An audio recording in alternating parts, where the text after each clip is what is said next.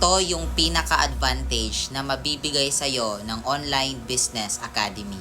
Well, baka napadaan ka sa video na to kasi naghahanap ka or naku-curious ka about sa Online Business Academy. Alam mo ba na dito sa OBA guys, is hindi ka lang kikita ng malaki, kundi magkakaroon ka pa ng maraming oras para sa family mo. Yes, you heard it right. Kaya nga ako isa kang OFW ngayon na malayo sa family mo.